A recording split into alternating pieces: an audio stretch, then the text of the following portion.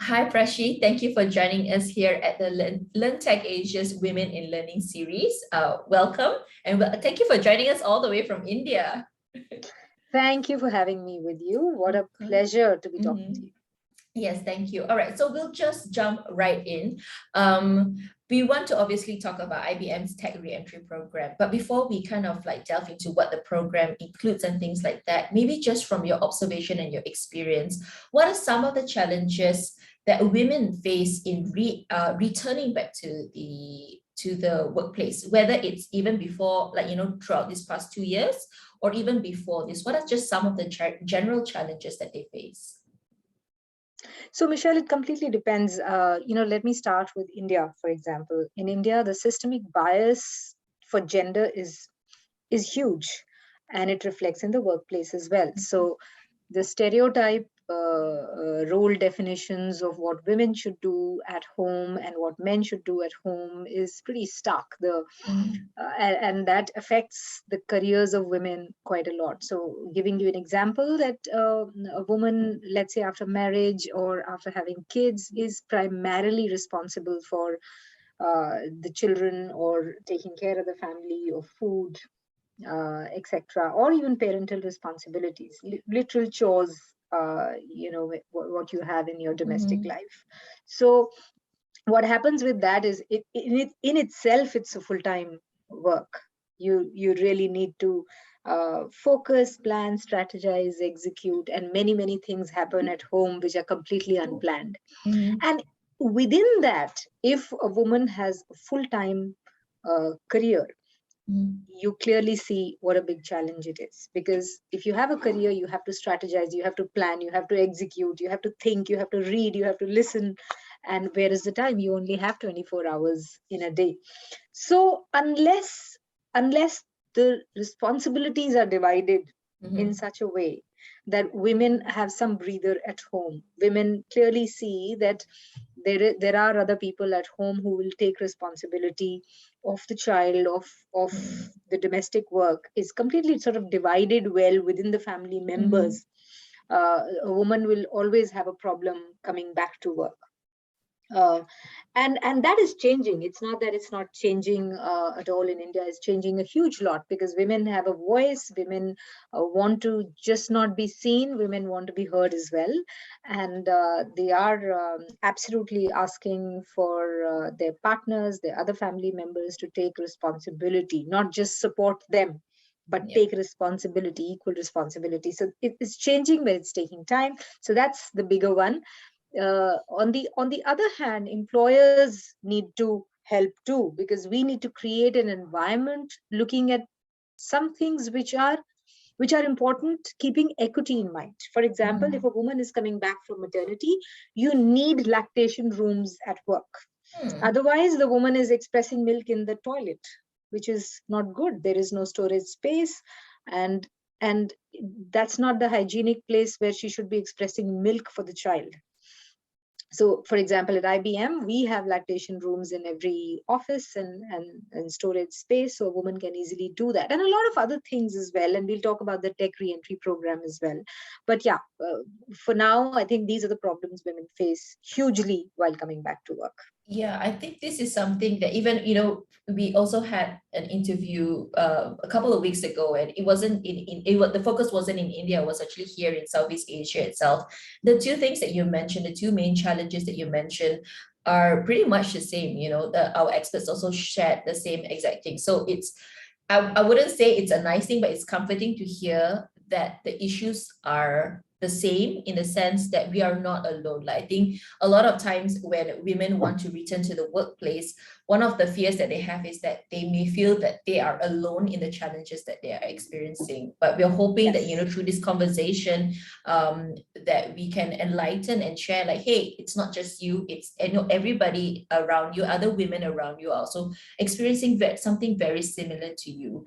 So I think maybe, how has okay, first and foremost, how did the tech reentry program come about? Because I think it started quite a while back already. It's not something that's new. It's not as a result of the pandemic. IBM had created this program quite a while back. So if you could just share how that program came about.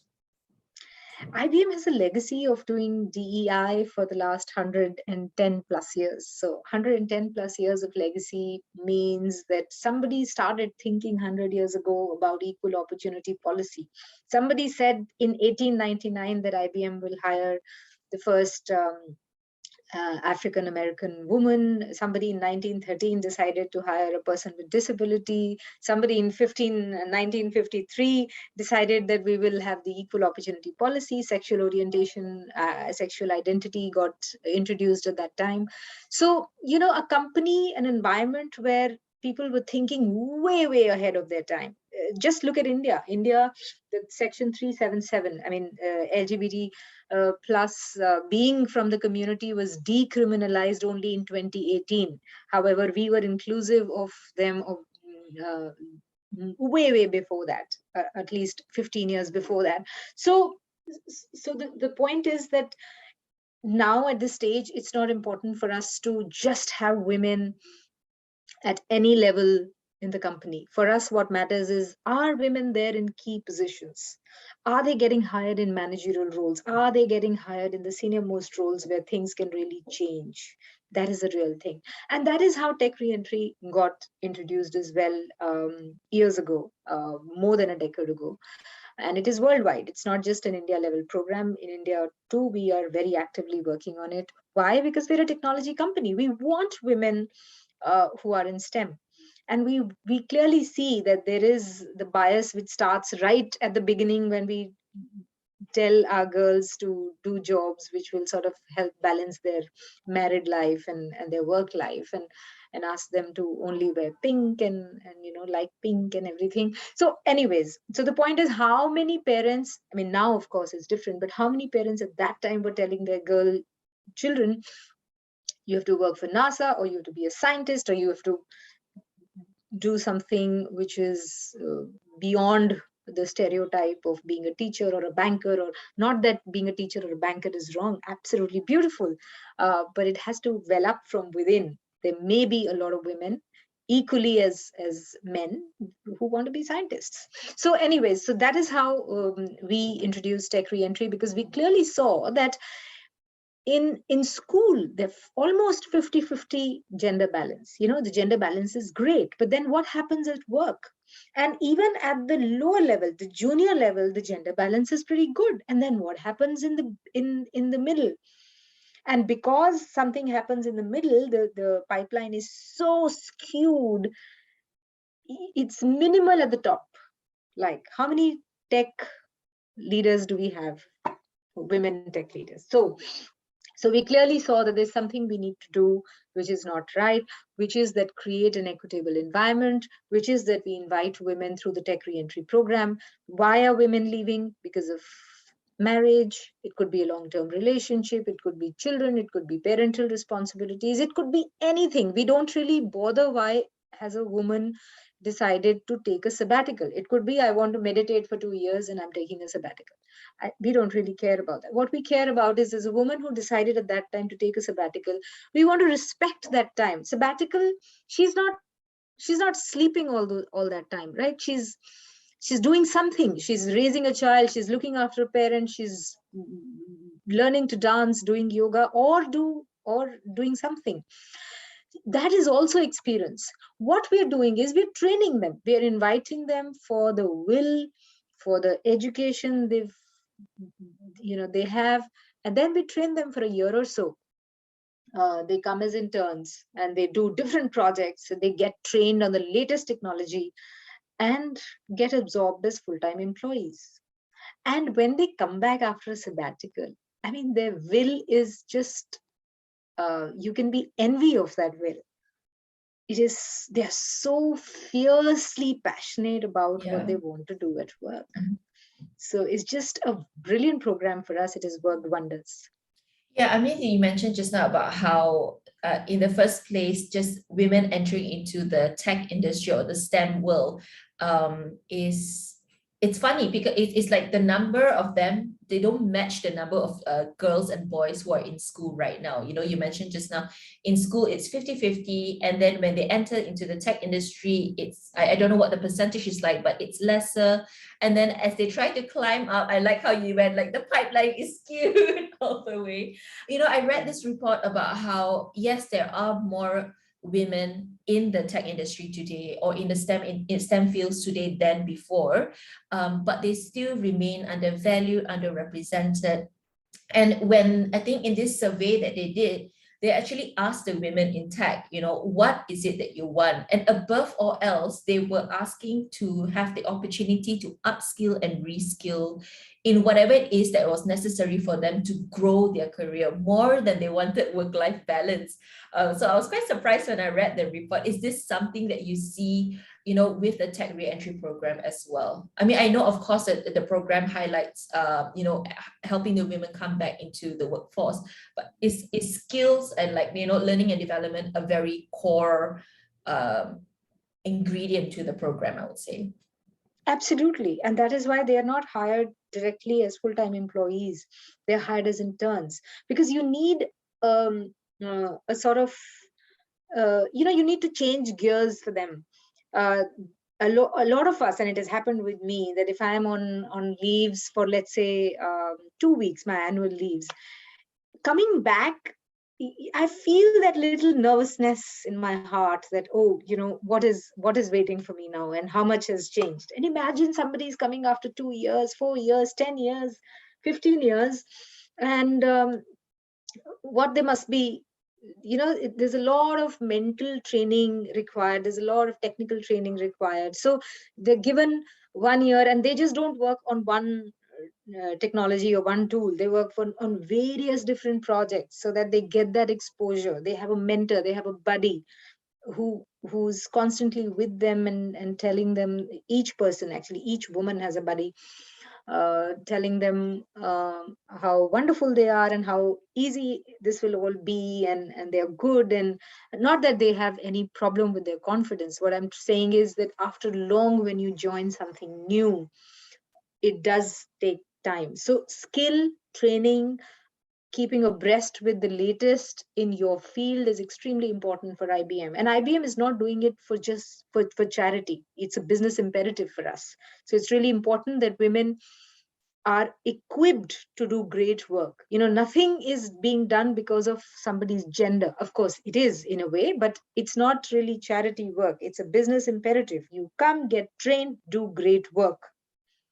Yeah, I think I saw also, I mean, what you said is so true, because when your employees can perform well, when they can perform better and they're more productive, at the end of the day, it also benefits the company. So it's very important that, for instance, this tech reentry program is not just, as you mentioned, a charity or kind of like a CSR initiative. It's really part of the business model, because at the end of the day, it really benefits the employee and the employer, entire organization itself.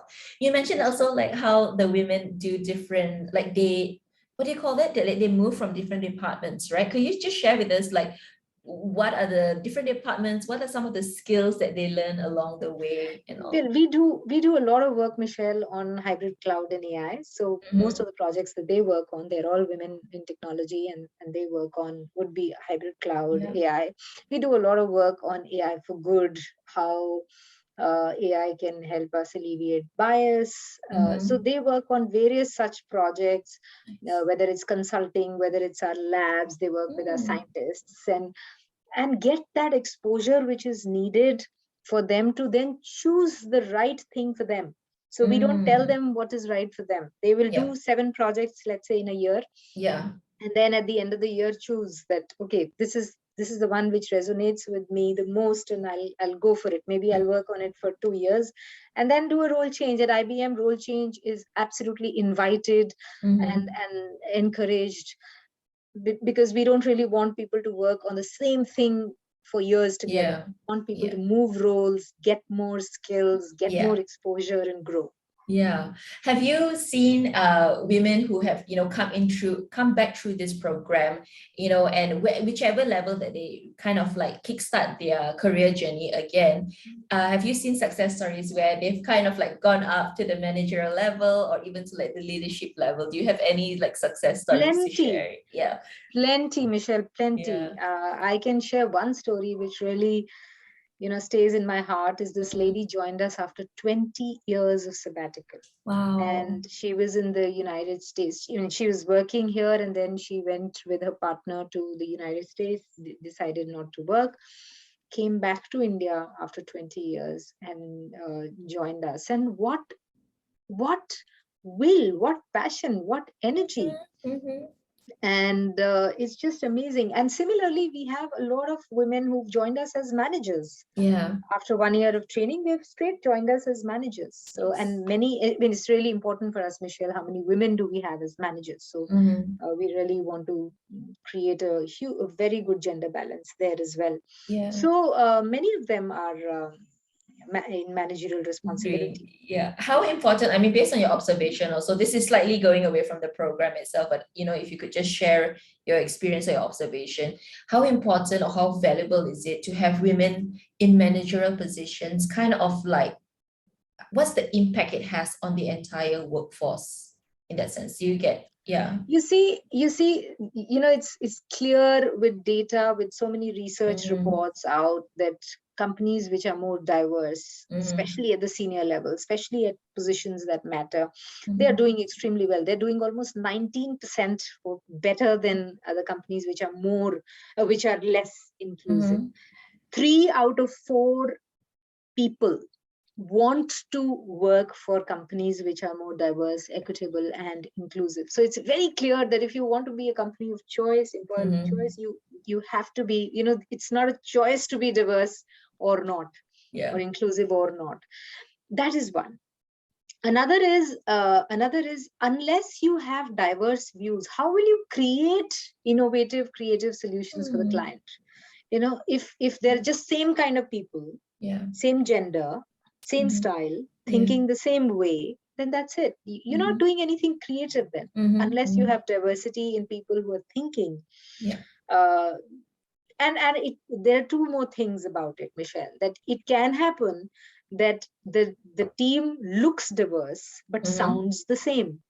It is Ah. so it's really important to harness the power of diversity as well. So you can get men, women, Mm-hmm. transgender people in your team Mm-hmm. and say, you all have to speak the same language, and then there's no use. Yeah, correct. Do you actually kind of like through the tech reentry program, do you develop those women, the skills of the women to speak out and be diverse in their, how do you guys go about with this? We do that with each of our employees, and that's how the Mm-hmm. culture is, Michelle, that we do Mm-hmm. a lot of fostering inclusion sessions. We do a lot of training for our managers, our leaders, Mm-hmm. especially to cascade that kind of culture where people are encouraged to speak up, where people Mm-hmm. are clearly told that don't just be seen, be heard as well. Mm-hmm. Mm-hmm. And we work on employees being allies to each other. Yeah.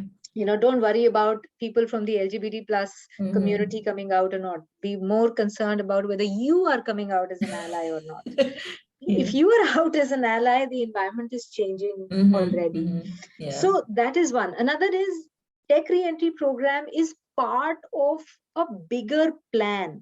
You Mm-hmm. see, tech reentry program alone wouldn't work unless we are training the managers of these Yeah. women, and they Yeah. could be all genders. Mm-hmm. Yeah, Mm-hmm. how to engage with women who are coming back to work, and it's true about women who are coming back after maternity as well. Yeah. Do you have a plan to train those managers? do Yeah. do they do the managers know what the law of the land is? Do they know how to harness the knowledge, the Yeah. experience that these women have, and Yeah. how to create an equitable environment? For Mm-hmm. example, we came up with a policy, this was just before COVID, that all mothers, when they will travel after maternity for work, they Yeah. can actually carry their child and a caretaker with them, and IBM pays for that. Oh. And that is now not only open for women; it's open for all genders. Yeah. Because we don't want that only mothers should take the primary responsibility of the child. So Yeah. anyways, COVID happened, and but still, just before COVID as well, we saw that women are traveling. Yeah. So the point is, you have to do it in parallel. You have to do it parallelly with a lot of other things. Yeah. Creating lactation rooms, creating programs which are giving them the knowledge of how to deal with an environment after coming back from maternity, after coming back to work after so long, after taking a sabbatical. Then making sure there's a maternity ombudsman in every unit. I have a problem, I'm facing a problem with a particular shift or a particular any problem. I can at least talk and find a solution. So it's not like diversity and inclusion doesn't just blindly mean everything equal for everyone. It just means that people are different, their needs are different. One thing that we don't compromise on is work, is performance. It's absolutely clear that everything being done for women, for LGBT plus community, or people with disabilities, or veterans, or even men, is to make them work more intelligent and more productive. It is not to make anyone entitled. It is not to say that you're a woman and you get something more or special than anyone else. No, you just get some facilities which are required for you to do great work. Okay, that's great. I like what you said there about how whatever the efforts are, including this tech reentry program, whatever the efforts are, it's meant for your workforce to know and learn how to work more intelligently. I think that's a wonderful way to kind of like really, it's such a concise way to kind of summarize everything. Of course, because of COVID as well, has COVID changed, or like even just the accelerated speed at which the fourth industrial revolution has come about, has that changed the kind of like the courses or like the way the program has been set up, compared to last time? What has the last 2 years, how has the last 2 years impacted the program? Sorry. See, of course, it's sad what has happened primarily with women with COVID, right? A lot of women have lost jobs. Women have decided not to continue with their careers because a lot got impacted in their lives, especially in the APAC world.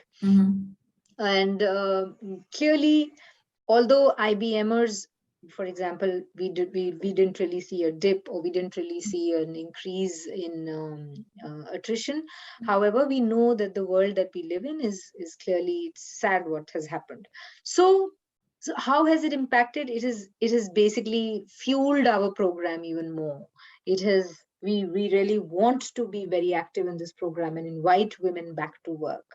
And there are many kind of opportunities. You can take up a part-time opportunity. You can take up like a location agnostic opportunity.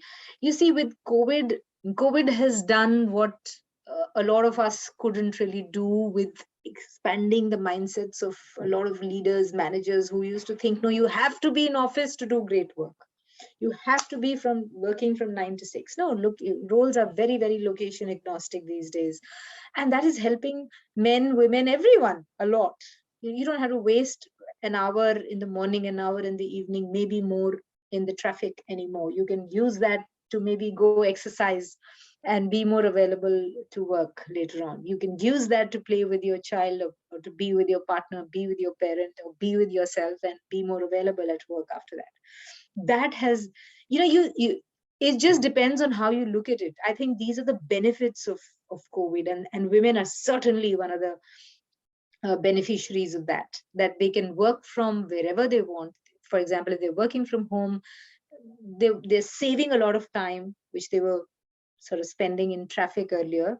And now they're using that time for something better, for maybe more intelligent strategic work. And we clearly see that difference. Now women, managers are more open. Okay, this has happened for the last 2 years from home, and people have done well. You see, when you trust people, of course, there'll be aberrations, but they respond.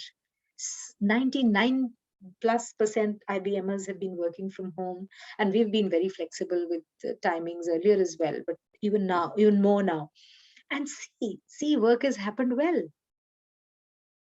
Yeah, that's really nice to hear. I mean, I think as much as we have all disliked the past 2 years, the pandemic has really been the biggest lesson in the way we approach work and kind of learning at the workplace as well.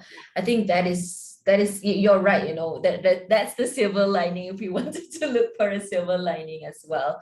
I think just to kind of like conclude our conversation here is, in your opinion, what does the future of learning look like for women returning to the workplace? And when I say the workplace, I know we were talking about the program, but I think the workplace can be expanded to either coming back as their own business owners, their own leaders and all of that. But what does the future of learning look like in your opinion? I think the future of learning would be different for every woman who's coming back to work. Or, and if you look at it in a broader way, even if she's not coming back to work, even if she's just deciding to do something on her own or be at home, even then you can't afford to not learn. Even if you're at home or doing a small business or a big business or coming back to work, you need to learn all the way. And it looks different for everyone. If you're coming back to technology, or IBM hybrid cloud AI is the way. Augmented intelligence, especially with the unconscious conscious bias that is inherited in it because it's fueled by humans, the understanding of it is so very important. The other thing is that if you look at beyond technology, then I strongly feel that whatever is your passion, it has to well up from within. Mm-hmm. Now, it's not about what's in, it's about what you're good at, Within, what yeah. you love to do. And Mm-hmm. once you do what you love to do, people pay you for that.